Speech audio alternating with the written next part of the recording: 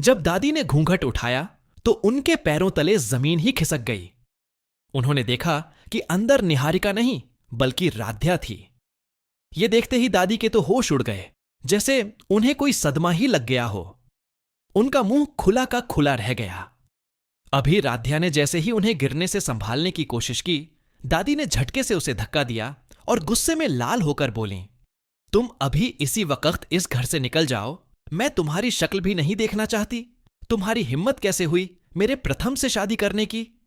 और किसने चुना तुम्हें इस घर की बहू बनने के लिए? निकल जाओ यहां से, मैं तुम्हारी जिंदगी नरक बना दूंगी। ये बातें सुनकर बेचारी राध्या अपने आंसू रोक ही नहीं पाई। रोते हुए बोली, दादी, आपने ही तो मुझे पसंद किया था। आप सब लोगों की पसंद से ही तो मैं प्रथम सर से शादी करने के लिए तैयार हुई थी। लेकिन दादी का गुस्सा 7वें आसमान पर था। उन्होंने आंखें तरेड़ते हुए कहा, क्या तुम्हारा दिमाग ठीक है? जरा अपने आप को देखो और एक तरफ मेरे प्रथम को देखो। तुम सोच भी कैसे सकती हो कि मैंने तुम्हें प्रथम के लिए चुना होगा? मैं तुम्हें कभी नहीं चुन सकती। अगर तुम दुनिया की आखिरी लड़की भी होती तो भी मैं तुम्हें अपने प्रथम के लिए नहीं चुनती। इसीलिए अपना बोरिया बिस्तर उठाओ और इस घर से दफा हो जाओ। यह सुनकर तो राध्या के आंसू रुकने का नाम ही नहीं ले रहे थे।